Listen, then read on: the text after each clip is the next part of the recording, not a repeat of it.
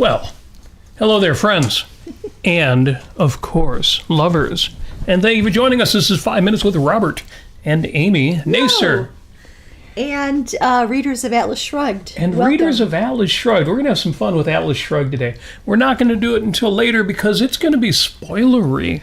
So spoilery. I don't know. Has anybody who watches this show not yet read Atlas Shrugged? Well, we'll find out. And you can let us know in the chat. Good to see some of our regulars in the chat. Jim, Paul, Greg, Jennifer, Equal to Reality, as well as Matthew, the barrister. Thank you for joining us, and we will look forward to the rest of you who are listening, but not necessarily commenting in the chat, joining in on this fine May the 4th. May the 4th May the 4th be with you. Yes, it's Dave Brubeck Day. May the 4th. Now, I'm exhausted. I am wiped out. And Amy, I know you were wiped out, although you took a refreshing shower between flamenco dance time and the show. But I have said it before, and I'm going to say it again. No, I'm just going to say it right now. You have the power to change your state anytime you need to.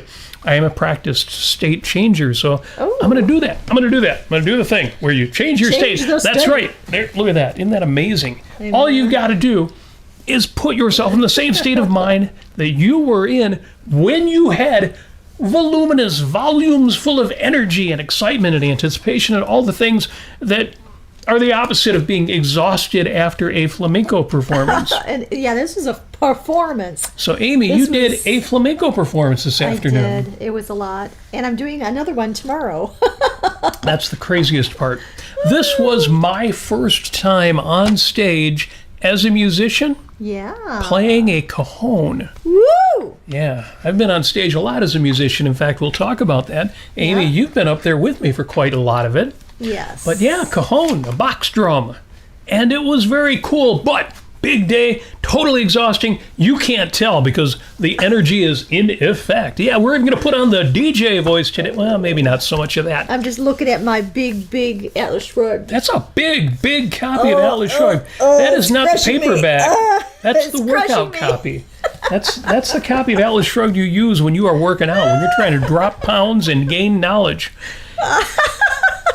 So, yes, today is Sunday, May 4th, 2025, the 124th. 124 days into the year. You've got 241 left to make this 2025 your best year yet. We said it before, we'll say it again. Man, this is a tough year to make your best year yet. We've got advice for that, both before and after we get into Atlas Shrugged by Ayn Rand. The big book. You might be wondering, why do we have two big, voluminous, enormous copies of Atlas Shrugged?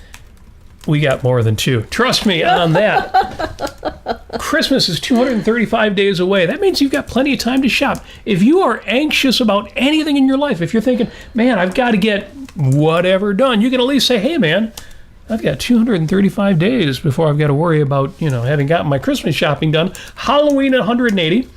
Summer in 47, but as we say, with Memorial Day just 3 weeks away, 22 days away, that's really the beginning of summer in the good old US of A. Now, we've got folks in the UK who are watching. I don't know if they have the equivalent of Memorial Day, and by that I don't mean memorializing soldiers who fought for the United States. But do you have a day that comes before summer, the official summer, which is still 47 days away, but which is the unofficial beginning of summer? Let me know in the chat. I'm curious about that one. But yes, Memorial Day is 22 days away, the unofficial beginning of summer here in the Estados Unidos. I think we should use the Spanish name for it. If we're going to start calling the Gulf of Mexico the Gulf of America, we can turnabout as fair play. Or the French, which is, I think, what is it, États-Unis or something like that? I'll have to learn that one. But Estados Unidos is good because, of course, we've been rude to our Mexican friends. Yeah. Well, we've been rude to Canada, too, the quote-unquote 51st state. So I guess French is a good one to learn. Yes, States United is what we're called in France. États-Unis. États-Unis. There's extra letters at the end there, but they always drop the pronunciation of the letters near the end of the word. You don't see the S there. No, it's not there. That's a figment of your imagination. Pay no attention to the S behind the curtain. And on this date, a couple quick on this dates, because this is the date of the Haymarket incident. or the Haymarket Square riot, the Haymarket affair. What happened back in 1886, and on this date, May 4th, there was a big rally, a labor demonstration. Man, 1886, they were having labor demonstrations. So workers were striking for an 8-hour day. Well, that wasn't going to happen. It took Henry Ford to really make that a thing. There were 8-hour days before that by some people, but as far as large corporations, making that normal? No, you've got Henry Ford to thank for that one. But in the Haymarket demonstration, it was actually very sad because people were killed. Well, the craziest thing, how about this? Let's throw a bomb at the police who've come to keep an eye on the rally. Yeah, that's a good idea. At the Haymarket rally, May 4th, an unknown person threw a dynamite bomb at the police as they acted to disperse the meeting. And the bomb blast and ensuing retaliatory gunfire by the police caused the deaths of 7 police officers and at least 4 civilians. Dozens of others were wounded. More police than civilians died. That's unusual. Point there, 1886, police squelching a riot. Well, jump forward to 1970, same date, May 4th. The National Guard kills 4 students in the Kent State shootings in Ohio. The build-up to that one was much longer. It started on Friday of that weekend. The shooting was on Monday. And things just built up. And the students weren't just in the streets. They were setting bonfires in the streets. They had set the ROTC building on fire. Does that mean they deserve to be shot at by the National Guard and killed? Short answer is no. The reason I bring up Haymarket, the reason I bring up Kent State, is just to make the point that things have gotten better. In that regard, how many people died on January 6th? Well, 1. That's tragic. That's terrible. My point is it's not new. Unfortunately, for better or for worse, these things have always happened throughout history. So on May 4th, what I want to think about, of course, is Star Wars. May the 4th be with you. I want to think about Dave Brubeck. It is Star Wars Day. It is Dave Brubeck. Why is it Dave Brubeck Day? I don't know. Oh, sorry, I wasn't setting you up there, but Dave Brubeck's biggest hit, jazz musician, how many jazz musicians have big hits, was a song called Take 5. Oh, right. Yeah, and it is in the key of May 4. I'm sorry, in the key of 5/4. So it is Dave Brubeck Day. It is Star Wars Day. Again, I remember these incidents in history because they shed light on what's going on now. Anytime you think things have never been worse, you need to look at the stats to remind yourself things have never been better. But also, when you look at the absolute crazy going on, you need to think about Atlas Shrugged. So we'll get to that in a bit. But also on this date, the United States officially acquires the Panama Canal. We've talked about this before. The Panama Canal was a French idea, and they started it, but building a canal is hard. And years into the project, the United States finally took it over after it stopped in 1889. The U.S. takes over the project in 1904, so that's after being stalled for 5 years, finishes the job. The U.S., the United States, they finished it in 1914, continues to control the canal, and there's a scheduled handover. We're going to hand over the canal. Who to? Well, in 1977, we'd scheduled to hand it over to Panama. After a period of joint American Panamanian control, Panamonium control. Right. In other words, Panama didn't just take it over. America also ran it with Panama. It was given to Panama. It was full control, ownership. Everything was given to Panama in 1999. We've got people who think the United States should take the Panama Canal back over. I'm not going to name any names. But we've got some people who they think their judgment on this trumps everybody else's. Last week we had some fun with the birth date of Ulysses S. Grant, And Amy, you mentioned the old line, "Who is buried in Grant's tomb?"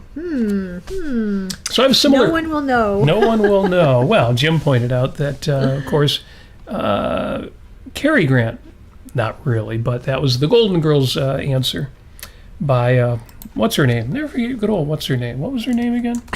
Ella Fitzgerald? No, the gal in the Golden Girls.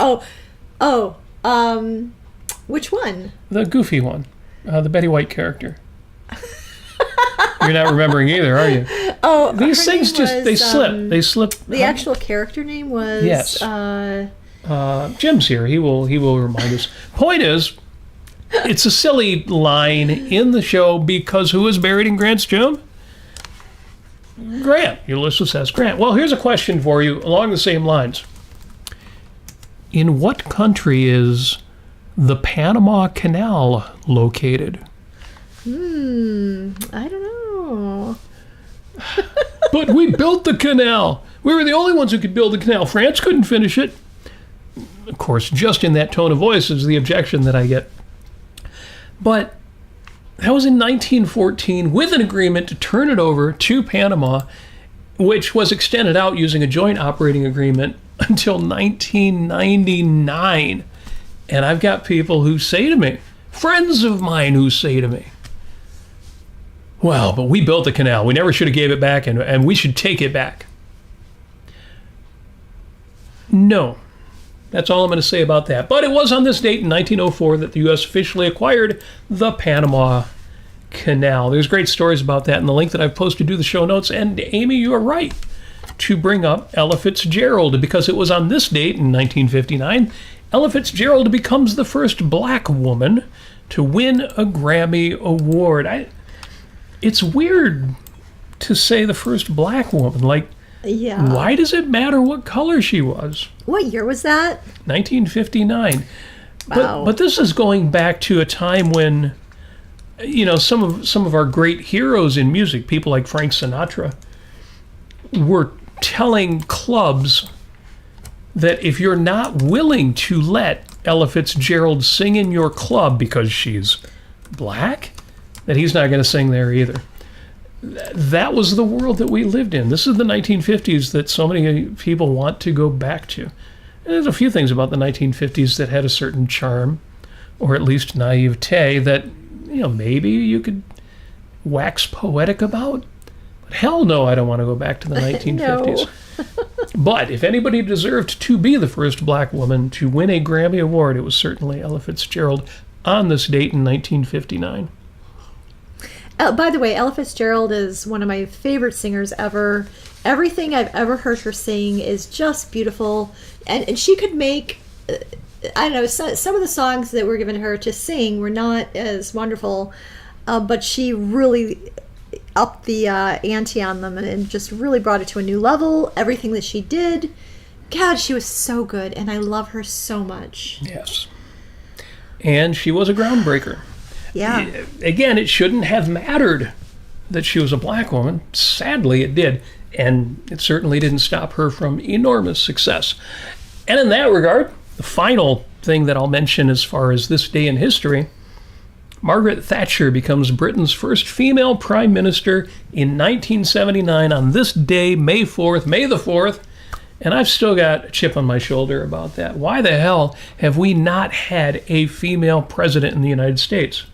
Now, because I am an objectivist, advocate of Ayn Rand's philosophy of objectivism, and because much of our audience are kindred spirits in that regard, some of you are aware of an essay that Ayn Rand published in, was it Women's Day? It was in a magazine. Mm-hmm. And this magazine was celebrating women and success of women. And they asked Ayn Rand a question about it. And they were talking about, for example, the first woman president. And she said, I don't think there should be a woman president. And she explains why she didn't think a woman was suitable for the job of president. Whether you agree with Ayn Rand in that regard or not, I'm ready. I am so ready for a woman president. Last year I was kind of hoping that Nikki Haley might have a chance of that before she kind of collapsed and folded. Yeah, there are a lot of wonderful women out there who would definitely do the job really well. And in fact, are there any women out there who would do the job more poorly than? Well, okay. Now I'll leave that there. I don't mean to pick on the president, but you are right. But no, I mean, I understand where Ayn Rand was coming from on a woman president, which is an essay that she wrote. And a lot of it is based on her psychology, or what she considered to be women's psychology in general, and not being able to basically be commander-in-chief as a woman. And, sending young men out to war, things like that. Well, I mean, I think at this point, it's a lot easier it's a lot easier to be a woman president without the draft, number one. And it's actually easier to be a president without the draft for anybody, really. But no, I think that there are a lot of women who can handle it. They've been in the military, they've been in combat, and I don't see any reason why there should not be a woman president. Yeah, and incidentally, Greg Lewis says, have you considered the caliber of the female candidates for presidency? Yes, I have. And that is why I think the Republicans, who, I've sided more with, certainly, than the Democrats, even though I regard myself as independent. I'm a registered Republican. And Greg, I have considered the caliber of the female candidates for the presidency, but in my mind, I don't immediately think Kamala or Hillary. No, what I think of is Nikki Haley, or far better, Condoleezza Rice. The Republicans had the perfect opportunity to actually elect the first, not just the first black president, because she would have, before Barack Obama, they had the opportunity to elect the first female president, the first female black. Condoleezza Rice is so cool. Yeah, I don't know if Condoleezza really wanted to run for president or not. I don't know. I don't know the background or the story for that.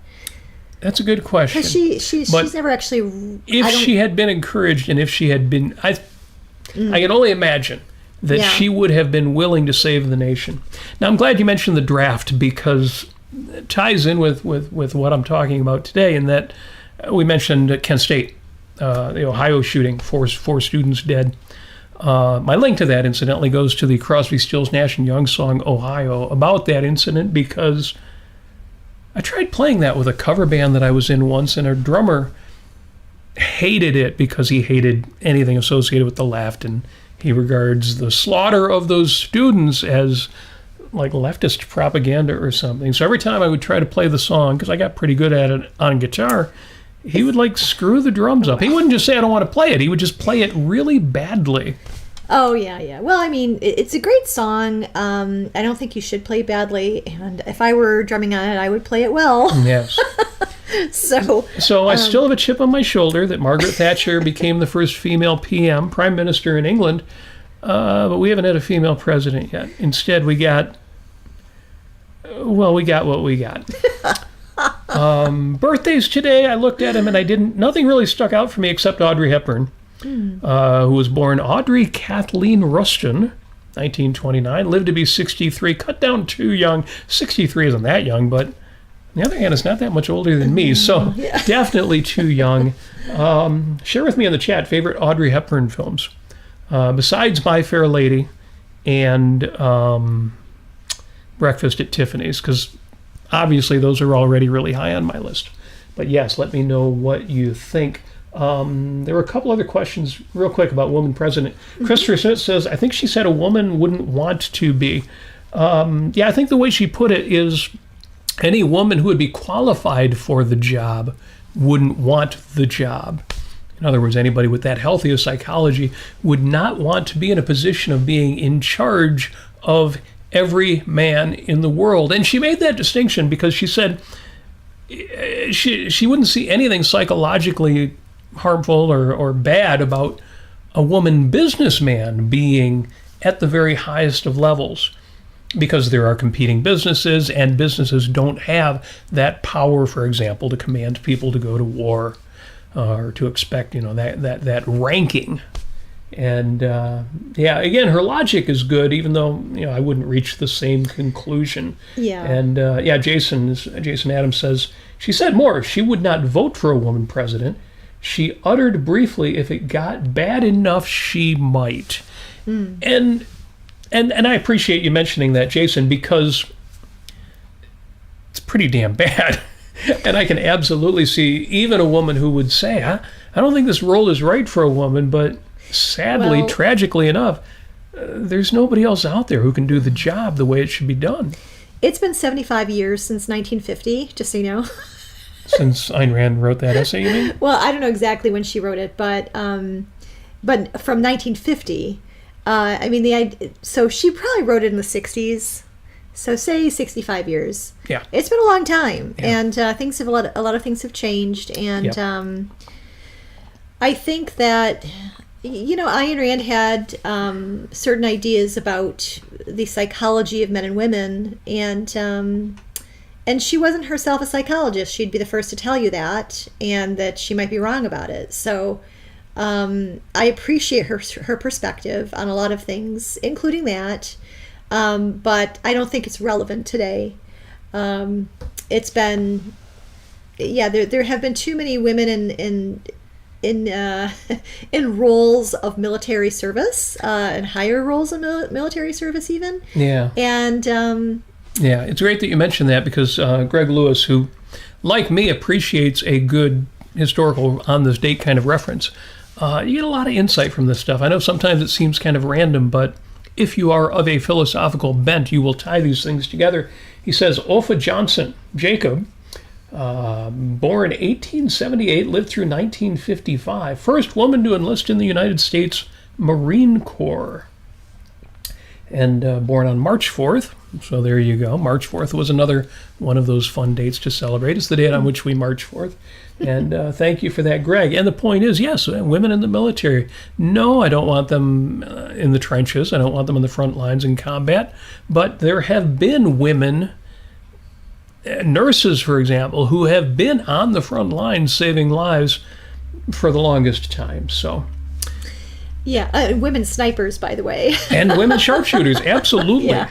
Absolutely. Yeah. The last thing about this day, it's Star Wars Day, because May the 4th be with you. It's Dave Brubeck Day, because Take 5 is in 4-5, a.k.a. 4/5. It's also Happy 45 Day. Now, Amy, you recently purchased for your own birthday a very special gift, a Victrola that can play 45s. That's true, yeah. We've played some albums on it, but we haven't played any of 40. I got to find my old 45s. I was not a collector of 45s. I was always an albums guy.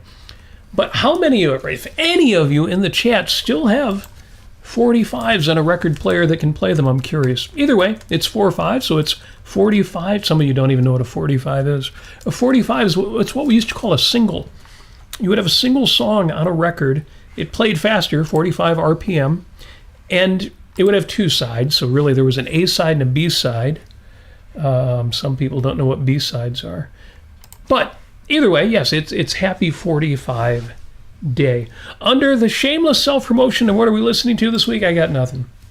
So I put down a bunch of songs that I've played on, including He Who Must Die by Ron Toole and the Capitalists, because Amy played on that one too, as bass player for the Capitalists. That's right. Yeah. I was a bass player once, so the song Squirrel from Jet Crash is in that list, with me playing 5-string bass. That's really tasty, 5-string bass. Yeah, well, I own a 5-string bass that I've used, I think, once, and it was for recording that song. Well, and then you converted the 5-string bass into something else. Yeah, I did have an 8-string bass. Right now I've got one with 7 strings on it.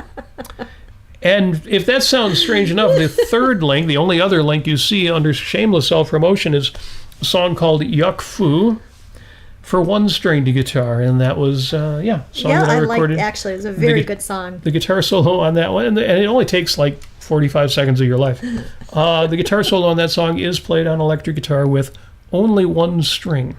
It was, and you performed it live, and it was damn good. Thank you. I kind of want to see that again. I don't know if it was. The musicians out there are familiar with the idea of a parts caster, which is a guitar that you build using spare parts.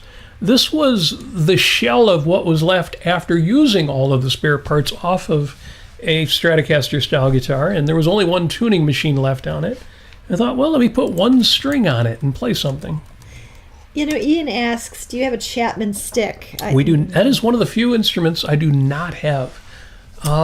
Probably because I don't think anybody makes one except Chapman.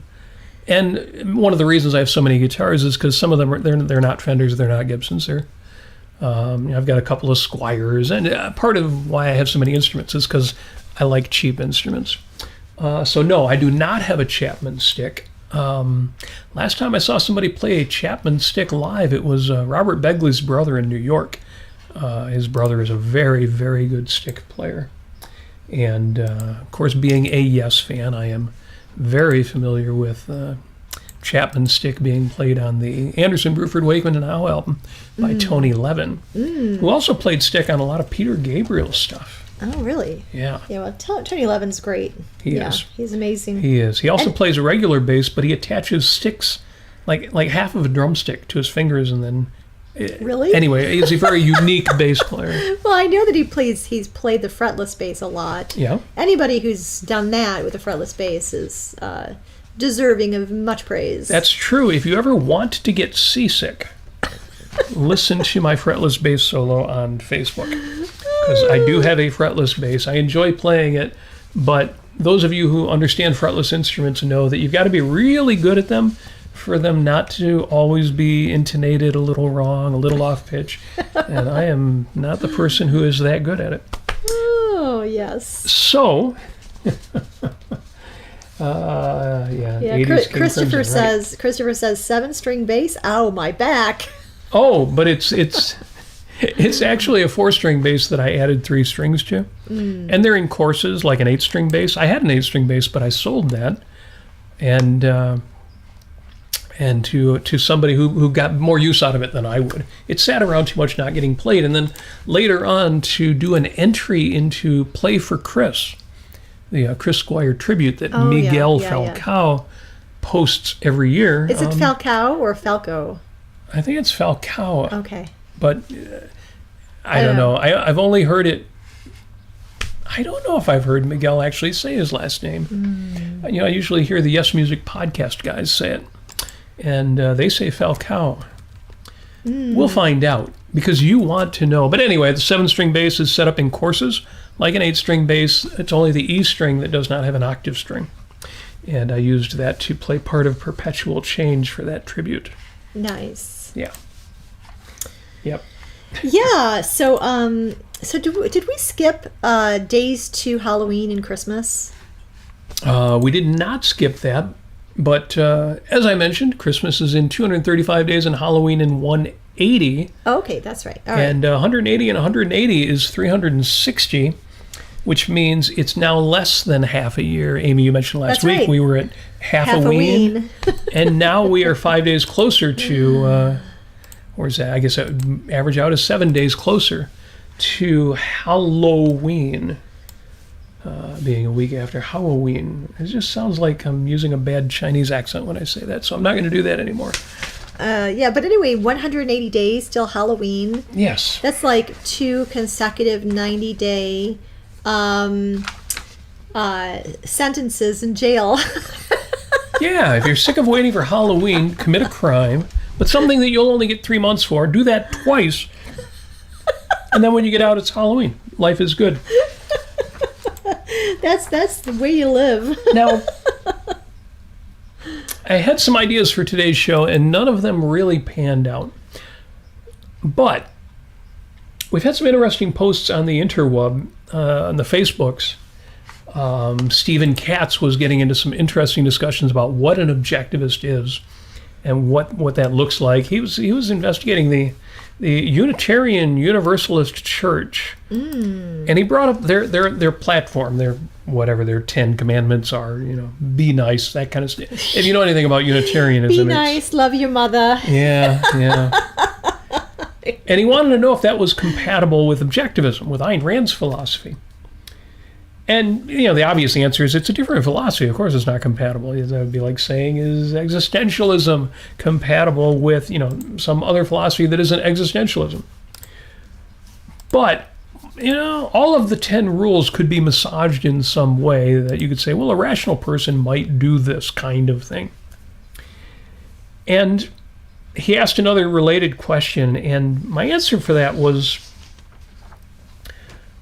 read the letters of Ayn Rand. And in particular, I mentioned the letters last week. There's a letter that was written to Ayn Rand, and by somebody named Jennifer, I can't quite read that last name because I've got it too small. Let me scroll down. Jennifer Sachs. And best I can tell, this was a fan of Ayn Rand's. Might have been somebody that she knew, because she does mention somebody who might have been a mutual acquaintance. But point is, person writes Ayn Rand a letter, and here's Ayn Rand's response. We don't have the letter, but we have Ayn Rand's response. She said, and I can read the whole thing, but she says, I appreciate your interest in the philosophy of Atlas Shrugged.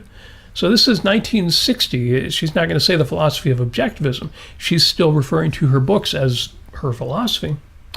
The philosophy of Atlas Shrugged and your perceptive understanding of its application to modern problems. This is Ayn Rand writing, 1960. You are right in your interpretation of Dr. Stadler's fate. Makes me wonder what that was, but Stadler's one of my favorite people to hate, because he's like so many people nowadays. Well, isn't he like blown apart? Yes, he's Robert Blown Apart, Dr. Robert Blown Apart. That's his fate. She says, you're right in your interpretation of Dr. Stadler's fate, but not of Eddie Willer's. Eddie Willer's is not... Oh, I mentioned there's going to be spoilers. We are now into the part of the program where if you haven't read Atlas Shrugged yet, spoilers galore. I apologize for not saying that earlier, but you have time to tune out or skip to the end because spoilers big time. You are right in your interpretation, but not of Eddie Willer's. Eddie Willer's is not necessarily destined to die, and in a free society, he will live happily and productively. In a collectivist society, he will be the first to perish. He does not have the ability to create a new society of his own, but he is much too able and too honest ever to adjust himself to collectivism. And Ayn Rand goes on here, you are mistaken when you say it is for the Eddies and Dr. Stadlers that we must right the wrong and again teach man to be his own keeper. So it's interesting that somebody writes to Ayn Rand, kind of gets things majorly philosophically wrong. Ayn Rand doesn't condemn this person. She doesn't criticize this person. She doesn't, like on Facebook, go on a tear against this person. No. She just says, no, that's not, it's not the responsibility of Eddie or Stadler. It's not, there's not a responsibility to teach man to be his own keeper. His own keeper is a phrase that Ayn Rand says, I am not quite certain what you meant, but this sentence sounds like some form of altruism. If by righting the wrong you mean the acceptance of the right philosophy and the creation of a proper philosophy, then one must do it for oneself and for those who are one's highest values, which means, in effect, for the John Galts, not the Eddies or Stadlers. And she goes on a bit, but then she says, sincerely yours, Ayn Rand. Too sweet. I loved that. I mean, I really wish that I was around to have written to her and to get a reply. Gosh, that would have been great. Wow. Yeah. And that... Yeah, and, and we've talked about Eddie Willer's before, and that, whoa, what happens to Eddie Willer's? Well, we know that that John Galt, and I think, no, I'm forgetting the guy's name in the Valley, who is Hammond, I think? Lawrence Hammond, the car manufacturer? Okay, the guy who has the airplanes. Oh, Dwight Sanders. Dwight Sanders, and, yes. So he has flying capacity, and they know where Eddie went. Dagny knew where he went, and they do find him, and he's still alive, and he may need some sort of, hospitalization, but he lives through it, and he finds himself waking up in the valley. Yeah, who's got a good perspective on that? Somebody who deserves a lot of criticism right now for the way he's been acting, but Andrew Bernstein was absolutely right. There is no way that Dagny and John Galt, with the airplanes, the technology they've got, there is no way that they are not, right after the end of that novel, going to get on an airplane And all they've got to do is follow the track. Yes. And they are going to go find Eddie, and they are going to bring him home. Yes. There's no question about that. But that's not really the right answer, because Ayn Rand said, no, his fate is indeterminate, intentionally in line with the theme of the story. And that's absolutely right. Posting that letter that I just read you excerpts from made me immediately think of, well, a letter about my favorite passage in the book. So, if you read the letters of Ayn Rand, follow the links that I gave you to these letters. There's a letter also from 1960 to a Mr. Williams, R.A. Williams. Now get this. Thank you for your letter of August 10th. I will tell you frankly that yours is one of the few letters that I liked very much. I am glad that Atlas Shrugged and The Fountainhead have helped you philosophically. I hope you will understand and accept my philosophy fully, and, if I understood you correctly, that you will never give up the values you once held. She goes on, you asked me about the meaning of the dialogue on page 702 of Atlas Shrugged. Just in case any of you haven't memorized page 702 of Atlas Shrugged, it's the beginning of part 3. We never had to take any of it seriously, did we? She whispered. No, we never had to. And then she goes on. She says, you write, this is the writer, the guy writing the letter to her said, oh, you may feel that it is a small point, but it is one on which we have not completely satisfied ourselves. Then Ayn Rand says, let me begin by saying that this is perhaps the most important point in the whole book, because it is the condensed emotional summation, the keynote or leitmotif of the view of life presented in Atlas Shrugged. Now, I've read this letter before, and obviously I've read this passage in the book many times. And one thing I realized I never did is I never actually looked up the references. Because at the end of this letter, if you've seen it, you know what I'm talking about. She says to this guy, well, if you want to know which particular passages in Atlas Shrugged strike the same keynote, I will mention a few. Page 116, paragraph 3, and then she goes on with page numbers and paragraphs of 5 different entries, passages in the book that she says strike the same leitmotif as that line. We never had to take any of it seriously, did we? And apparently she knew this guy because she ends it with, please wish a happy birthday from me to the gracious lady who introduced you to my works, and convey to her my sincere appreciation with my best wishes to both of you cordially. Ayn Rand. She's just so charming. I want to know her. Why does time have to be sequential? Yeah. Man. Yeah, so go into that link, look up for yourself. I have actually looked them up Yes. here, but it's basically along the lines of talking, and this is what she was talking about in the letter. She was explaining to him that the difference between people who have the conviction that joy, exultation, beauty, and heroism are the supreme uplifting values of man's existence on Earth. Right. And it's not the pain or ugliness that he may encounter. That's not what the meaning of life is. So you can see suffering does not matter. Happiness does. You can see that I put them up on the screen because these are actual scans of the book, and the edition with the page numbers that match the references Ayn Rand gives. And I'm not going to read them all the way through, but you're right, Amy. There's a passage where she survived it. She was able to survive it because she did not believe in suffering. She faced with astonished indignation the ugly fact of feeling pain and refused to let it matter. Now, you should reread the whole passage with that in mind, with this theme of Atlas Shrugged, that pain and fear and guilt, they're real, and you've got to fight the things that cause them, but they don't matter. They are not the essence of life. They're not telling you something important about life, and they shouldn't stand in the way of you loving your life. And so that was the first passage, was when Francisco d'Anconia leaves her and then goes and does all these terrible things that she reads about. And at one point she finally meets up with him again and says, "Francisco, why?" And all he says to her is, "I warned you," which he did do. We know from the story why all that happened. Mm-hmm. The second excerpt that Ayn Rand mentions is also long, but I'll just read the beginning of it. But it is not true, she thought as she stood at the door of her cabin on this morning of May 28th.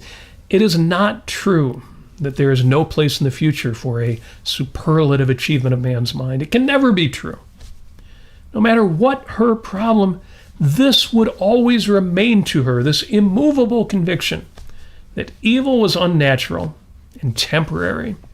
She felt it more clearly than ever this morning, the certainty that ugliness, the ugliness of men in the city and the ugliness of her suffering were transient accidents, while the smiling sense of hope within her at the sight of a sun-flooded forest, the sense of an unlimited promise, was the permanent and the real. There's more, but that's the essence of that excerpt. This is why I keep rereading Atlas Shrugged. Not just because it's a great novel, and like we live in the world of Atlas Shrugged, which people have been saying for as long as I've been involved in objectivism. Yes. The next one I won't even read, but you can see that it's a scene in which Hank Rearden is facing his own benevolent view of the universe and considering that up against the people who've told him, "You've never suffered." Hank Rearden has gone through hell and back to bring this new metal that he's created into existence, and goes through hell and back to bring it to market. But it's true, he doesn't suffer, not deeply. If you go back to the Fountainhead, Rourke would say, it only goes down to a certain point. He is a man, he's later described in the book as the man with a face without pain or fear or guilt. Yeah.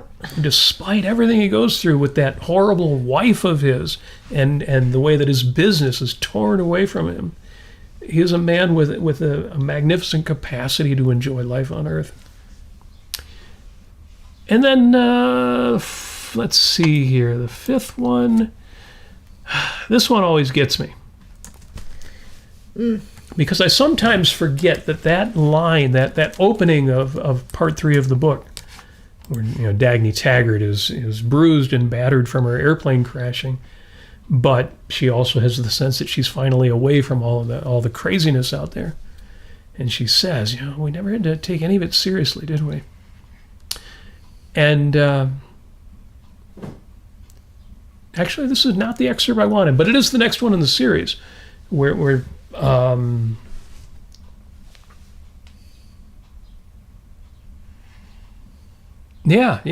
John Galt is telling the story about when he found out that Dagny and Francisco had been together, or excuse me, Dagny and Hank Rearden had been together. Mm-hmm. And, he didn't know then whether he would ever have Dagny in his life. And, he says, "Dagny, it's not that I don't suffer. It's that I know the unimportance of suffering. I know that pain is to be fought and thrown aside, not to be accepted as part of one's soul and as a permanent scar across one's view of existence. Don't feel sorry for me. It was gone right then."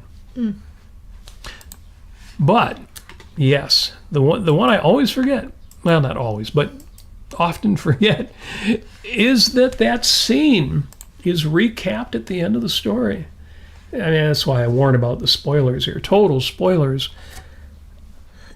Francisco and Rearden and Dagny Taggart, with guns a-blazing, rescue John Galt from this torture chamber he's in. Oof. And so, she fell down on her knees by the side of the mattress. This is where Galt is. Galt looked up at her. Remember, he's coming off of a torture rack, having just been tortured. Yeah, he's been electrocuted. With increasing voltage. Galt looked up at her as he had looked on their first morning in the valley. His smile was like the sound of a laughter that had never been touched by pain. His voice was soft and low. We never had to take any of it seriously, did we? Tears running down her face, but her smile, declaring a full, confident, radiant certainty, she answered, "No, we never had to." Oh, so good. Damn.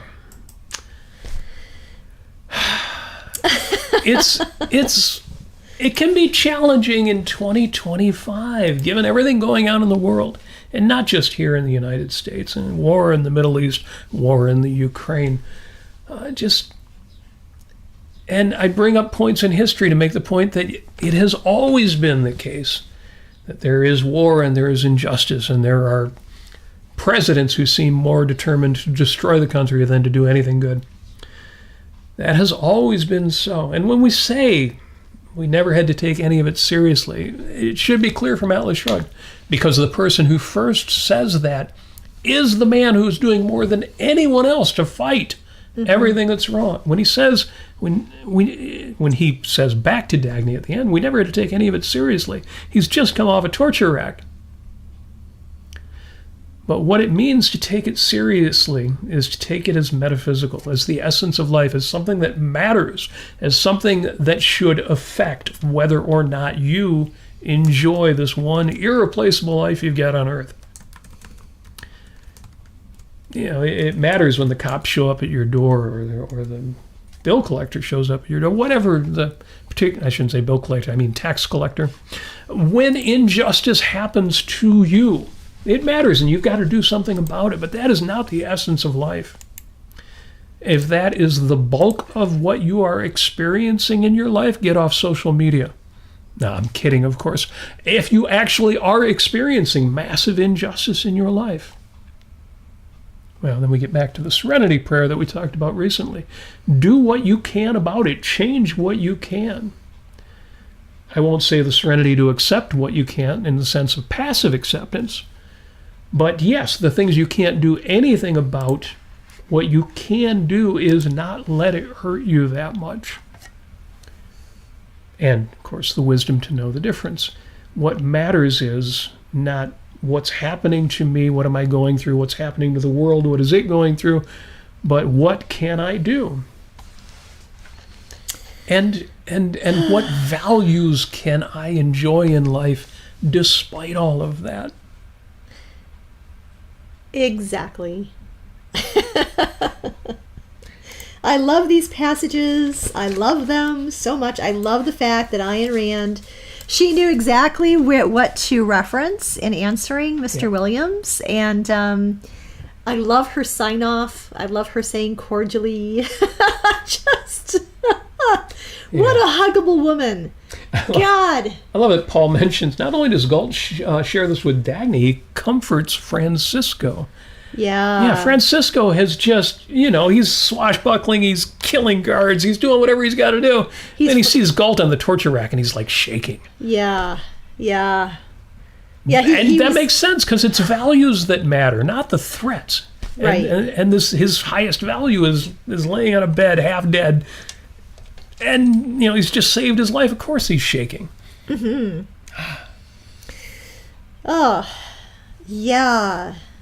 Yeah, Francisco is out there at Hank's Mills, saving his mills, and he was going under the pseudonym Frank Adams. And I love that. I love that because he had guns in both hands. Well, and you can't resist mentioning that Ayn Rand's husband was named Frank O'Connor. So Frank Adams, Francisco d'Anconia, Frank O'Connor. Yep. Love that. Love that. And yeah, we know Nat Taggart was also named after somebody who eventually was a man going his own way. Yeah, and he went on his own journey. But I love that. Love that. Frank Adams, Francisco d'Anconia. Outstanding. Again, I tie all of this together just to make the point that it helps me in reading these passages and reading Atlas Shrugged to remember that the next time something in the culture, something in politics drives me to distraction, drives me crazy, and makes me wonder, are we even going to survive this? Maybe we won't. But we will. The reason I say maybe we won't is what's interesting is the popularity of dystopian television series. Not just films like The Hunger Games, but these TV shows, The Last of Us and Handmaid's Tale. And what's interesting is we, sitting in our comfortable homes, in the safety of our houses in 2025 on our big screen televisions with television services and streaming that show us any movie or TV series we'd ever want to watch. We watch The Handmaid's Tale. We watch The Last of Us. We watch, I don't even know all of them. Or even, more fun adventures than that. And we have a brief feeling of being in that circumstance. You identify with the characters. You don't necessarily consciously think, well, what would I do in that circumstance? But you feel it. You have a visceral feeling of, man, if I was in those circumstances, and here's the thing, like these characters, I wouldn't just despair. Mm-hmm. I wouldn't just complain. I wouldn't say, oh, things used to be so good and now they're not. No, I would be like those characters. I would fight whatever battles I could fight. I would do whatever I could. I would get whatever value from the kindred spirits around me, the team or tribe or whoever it is that I have the opportunity to work with to fight the virus or fight the state or whatever's causing this dystopian nightmare. And if you can watch a TV show like that and think, well, I would fight. And I would find a way to, get whatever pleasure from whoever is left and, whatever friendships, whatever relationships. Yeah, I'd be like, a lot of these guys, have buddies, almost like a buddy movie. If you can do that watching a television series, you can certainly do that watching the news, because this ain't The Handmaid's Tale. This ain't The Last of Us. This is not dystopia. Right. I said before, if we ever get to the point where we're like Europe, sorry, my UK friends, if we ever get to the point where Europe is like China, but wait, that's not all. If we ever get to the point where China is like Russia, oh wait, if we ever get to the point where, it can't get any worse than Russia. If we ever get to the point where Russia is like sub-Saharan Africa, or go to the nth degree, North Korea or even Cuba. Right. Then you can say, oh, Robert and Amy were wrong and we're in hell. But strangely enough, Russia actually isn't as bad as North Korea, and China isn't as bad as Russia, and Europe isn't as bad as China, and the United States, I still think, is probably doing better than Europe. And Europe's not doing that bad. It's a great place to live. Beautiful things going on. Magnificent buildings and science and technology, and especially art. It's a magnificent world we live in, where some really terrible things are happening. And we need to do more to fight the really terrible things. Amy, you've been talking to me about this, how we need to be more active. We used to be much more activist than we are now. We need to start that up again. We need to be writing letters to our Congress critters. We need to be, I don't know if we need to be at the resist rallies, because you got to have a really good sign not to be identified with some of the crazies who are there. But action. No sacrifices. Just whatever you will find personally enriching. To get your voice out there, to make a statement, to say, yeah, I'm not on board with this, and if you don't change, I'm voting you out next time, or whatever the appropriate expression would be. Part of the problem is life is too good. Look at the stats. Everything's getting better all the time. And it's hard to remember that, well, sometimes, some percentage of the time, I need to fight. But if you have that feeling of we're living in dystopia, we're living in the last days of the Roman Empire, or the United States, or Europe, or the UK, try to push back on that feeling. It's a great time to be alive. It's a great time to fight evil, but it's a great time to be alive. Yes. We're not dealing with the Haymarket Square riot. We're not dealing with Kent State. I guess we are dealing with January 6th. And if you're in the Middle East, you are dealing with October 7th. There is evil going on in the world. But end of the world? Dystopia? No. Nah. No. As a matter of fact, Yaron Brook I didn't listen to everything that he said today, but I caught just a few minutes of it. And he's talking about, is it the end of the United States? And he is saying no. Yeah, I only and he's making some good predictions. I only caught the tail end of that show, so... Yeah, the very first Does part. he think it's the end of the United States? No. Oh, okay, good. No, he's giving specific reasons why he thinks that Trump is going to be reeled in, and his policies are going to be reeled in. And he made a good point, which I think is true, is that, for Donald Trump, he likes to see people going crazy over the things that he does, and he likes to feel like he's getting revenge or whatever it is. But he doesn't, in general, like it when people don't like him, especially his constituency or MAGA types, or people who are just conservative, or just people in general. He doesn't like to be hated. And I think as of today, his polling is lower than Biden's. I don't know if that's in the first three months or 4 months or something, but it's in some way he's more hated than Biden was. So yeah. There you are. I mean, Yeah. we're hoping, we're kind of counting on his sense of narcissism. Narcissism might save the day. Yeah, it's weird because the same people who elected George W. Bush elected Donald Trump. Yeah. Like, what do you mean the same people? Well, what I mean is most of them are the same people, and people haven't changed that much. The same people who elected Barack Obama failed to elect Hillary Clinton. Mm-hmm. They're not different people. The country didn't change that much. No, it's just about who they were offered and who was able to energize their base. And I say that just to make the point that, yeah, it ain't the end of the world. It is far from the end of the world. And that is why I want to put this out there. I'll close with this. Unless there's stuff in the chat we need to... We do have stuff in the chat. Well, I won't close with this. I'll just say this. Okay. I am still staunchly, is staunch the right word? I don't know what staunchly actually means. I certainly don't want to staunch the bleeding on this. I am still enthusiastically on Team Dagny. Yes. And I've got friends, like Facebook friends and other people out there who are not. They're on Team Galt, Team John. Because they think that we are at that point where things are so bad.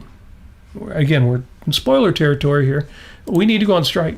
We just need to give up on the world and, remake it into something better if we can. And if not, go find a place where we can be off by ourselves because we don't want to deal with people and what people do given everything.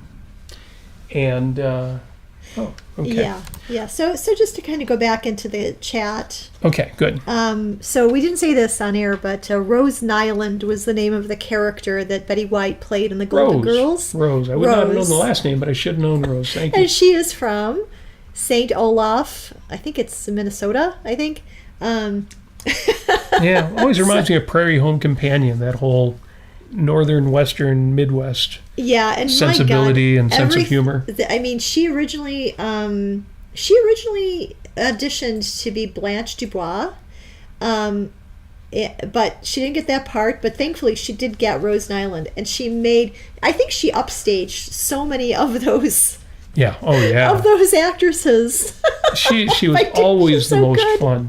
The others could be more cutting, but she was always the most fun. Oh, always. So good. Jim, when we talked about Halloween, he says, what's Mr. Bones going to do until Halloween? While he's in the closet, you've got him locked up. And I can tell you, Mr. Bones used to be closeted. Interpret that however you like. But no, Bones is actually not closeted now. He's living in the basement. Oh, And I think he's quite comfortable down there until his season begins in earnest. But thanks for asking. He says, what a lonely dead man. No, he gets company. Our practice, our rehearsal space is in the basement. So he even gets to listen to loud rock and roll music.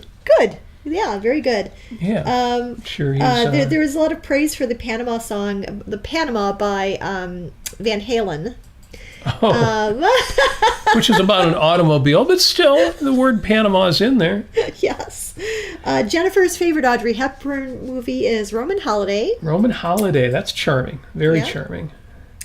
Tom said, I once emailed Leonard Peikoff and asked, is it fair to call Alan Greenspan the Judas of objectivism? And he replied, yes, one word. Oh, there you are. Yeah.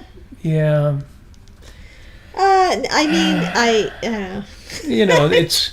I know there are objectivists out there who say, but it would have been worse without at least somebody with some objectivist influences.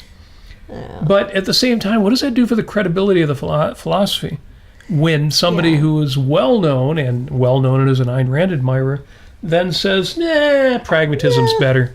Power's better. Right. I mean, it is just one of those situations where you've got a guy who goes into politics and he's really not using objectivism as something that he's applying to his life as a personal philosophy. He just doesn't get it. And, what? I'm sorry, but Joseph, on the Facebook side of things, we're talking about bass guitars. Yeah. We're talking about Star Wars. Yeah. He says, the Rebel bass. Oh, that's right. That's right. Oh, all right. And then I like this quote from Greg here. We live in the world of Atlas Shrugged in the sense that it provides the philosophy to aid in understanding the world we live in. Yeah.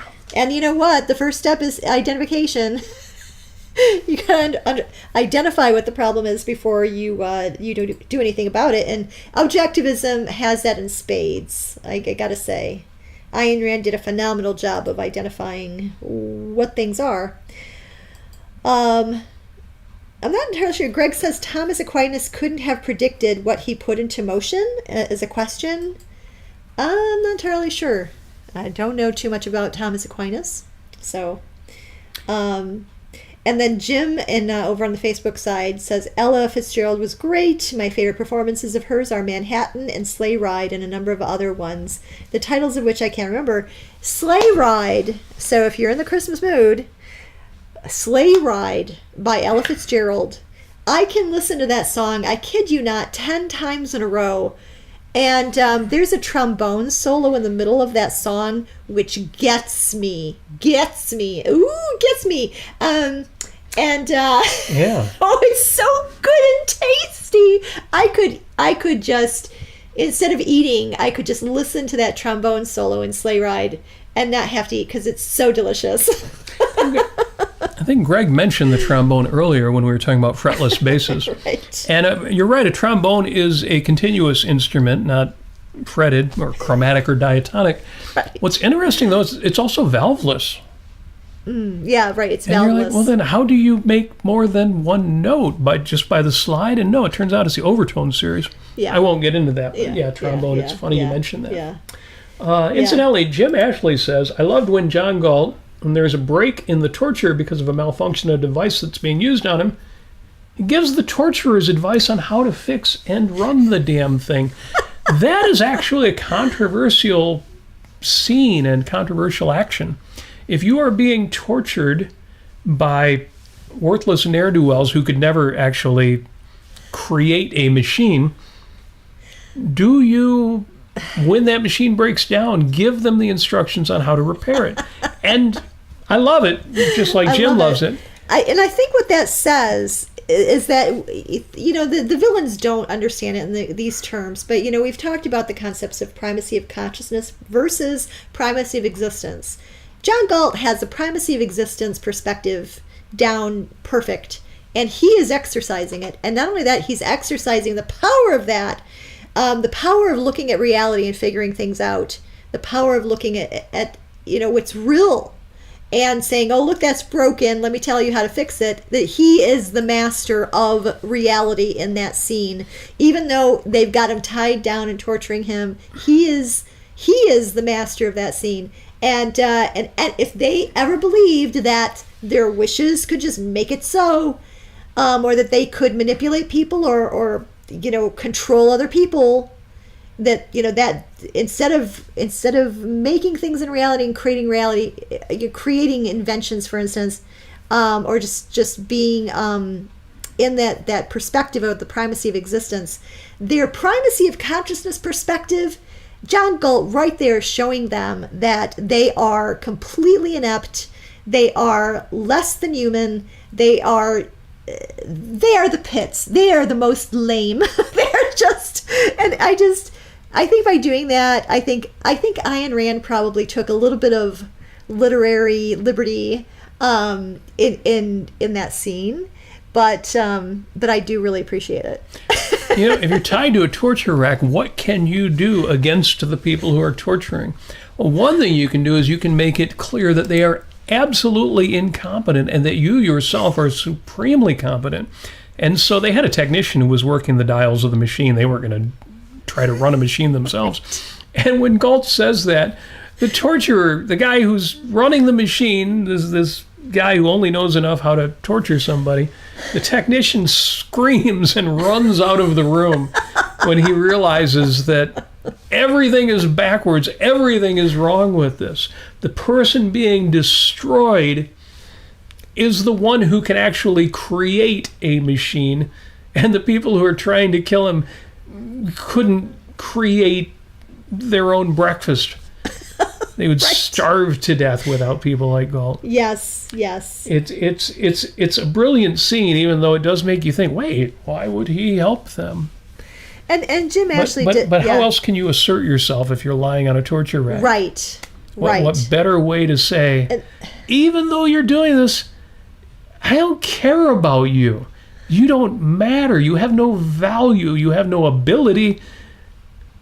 I don't care about you. You're not part of, again, what matters. Yes. I mean, Howard Rourke said, "Oh, but I don't think of you."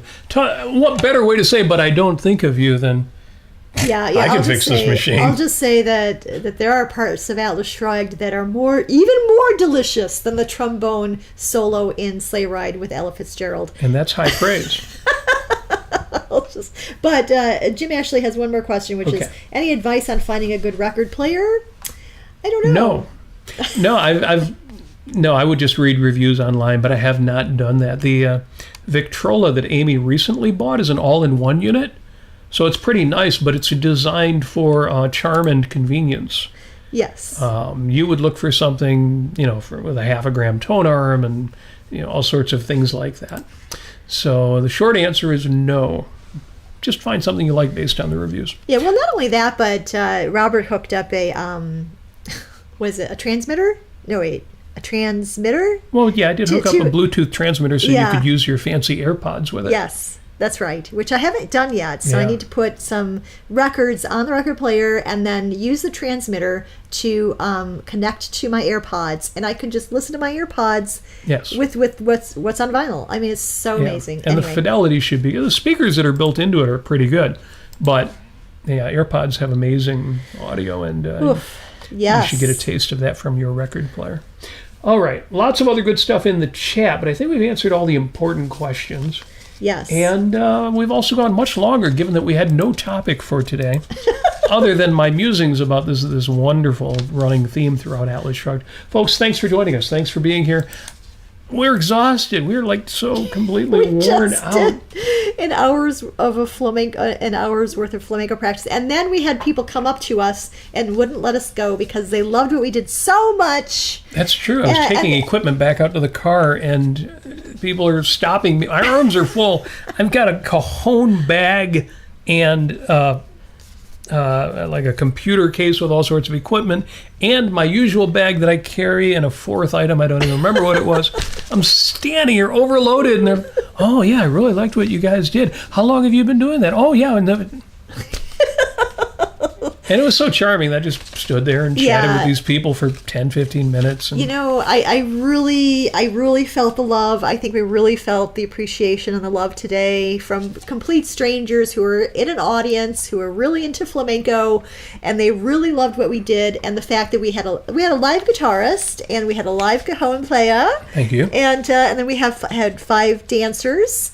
And we did our damnedest. I mean, it's hard to do, but we did it pretty well. Yeah, and you've danced on bigger stages. You've danced at the Macomb Center where all the greats have performed. Yes. And this was a community library, but they have a good room, a good auditorium. You filled it up.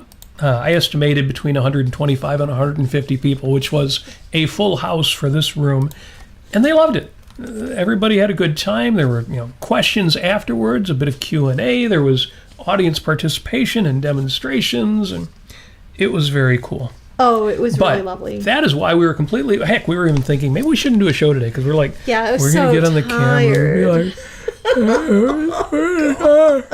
but no, just having the opportunity every week to talk to you and share ideas through the chat as well makes it all worth it. Folks, hope you enjoyed the conversation. We certainly did. We'll do it again next week. And I'm going to just do a quick wrap. I don't have a Post-it note for the week. Instead, I have Cal's 5 big tips. If you know who Cal Newport is. Oh, yeah. He knows more about effective behavior and scheduling and being more productive than I can even imagine. But Cal's 5 big tips. Number 1, to-do lists are evil. What? Oh. He says, schedule everything. Oh, I see. Don't just make a list. Give him times of days when you'll do them and do them at those times. That's good. Yes. Number 2, assume you're going home at 5:30, then plan your day backwards. In other words, put together your schedule with the end of the day in mind first, and then fill up all the time from there. That's a good idea. I like that. That's nice. Number 3, make a plan for the entire week. Man, he's really pushing the planning thing, but okay. Number 4, do a few things. Do very few things, but be awesome at them. Now, that one's going to be hard. Because in order to be more productive this year, Amy and you kind of started me on this. What? You said, in order not to procrastinate, do things half-ass. In your words. Yeah, this year I'm quarter-assing it. Yeah. So how good I am at this. So I got to think real hard about that. Number 4, do very few things, but be awesome at them. So I got to work on being more awesome. And I will do that. In fact, we'll do that in regard to this weekly get-together as well. And then number 5, less shallow work. Focus on the deep stuff. That's hard. And I haven't actually read Cal Newport's book, but I'm going to have to actually find out what deep work looks like, or at least read the Wikipedia article on it. So I will be trying to follow the Cal's 5 big tips. That would be my Post-it note if I'd written it on a Post-it note, but you can see I just printed it out there. I'll put it on the socials so that you can copy it too. Nice. And that's all I got. Folks, thanks for joining us. We'll see you next week. Send money. Oh, wait, what did I say? We actually got paid today. Yeah, we got paid for flamenco. For the gig. Yay! And I wouldn't say we got, thousands and thousands of dollars, but we did get paid better than good. When we were in a rock band. Absolutely. If you go to that link in the show notes to Ron Toole and the Capitalists, He Who Must Die, in that band we would play in bars, and you were on the slate with 3 or 4 other bands. So, and all of them are getting paid too. So, if you get a percentage of the door, you might end up with like $150. Yeah. Except there's 5 people in the band. So, so now you've got what, 32. We had a gig where, what do we get? $18 a piece or something? No, it's $13. $13. 13. Now, some of us were in more than one band. We had multiple roles. So, you might get $26. We got paid a lot more than that today. I'm just going to say that much. So it was a good gig. And so nice. We'll post photographs once they come in. The library had one of their AV people who's also a photographer taking pictures. Yes. And that's it. We'll see you next week. Yeah. Oh, wait. I still need to wish you all of the success that you so richly deserve. How do I know that you deserve success? Those of you watching live right now. Those of you watching later. Well, those of you on YouTube, I know you already hit the like button, and you deserve huge kudos for hitting that like button like I know that you did already. And if you didn't, you're hitting it right now. Subscribe to the show. But especially big love goes to the patrons out there at patreon.com/Robert Nasir. Thank you for contributing to the show, keeping the lights on, I don't know, we might be able to keep the lights on without you, but maybe not. We might get thrown out. So thank you for that. Thank you to our patrons. If you want to join them, patreon.com/Robert Nasir. Could be a couple dollars a month. Could be $10 a month. Could be $50 a month like one of our patrons. But whatever it is deeply appreciated. Not expected, but deeply appreciated. Meanwhile, yes, all the success you so richly deserve. If you don't deserve any success, get out there and deserve a whole big bunch of it. Oh, big mess of it. Yeah, and tell us about it next time. Because then we could, but no, we're going to do it anyway. As always, we wish you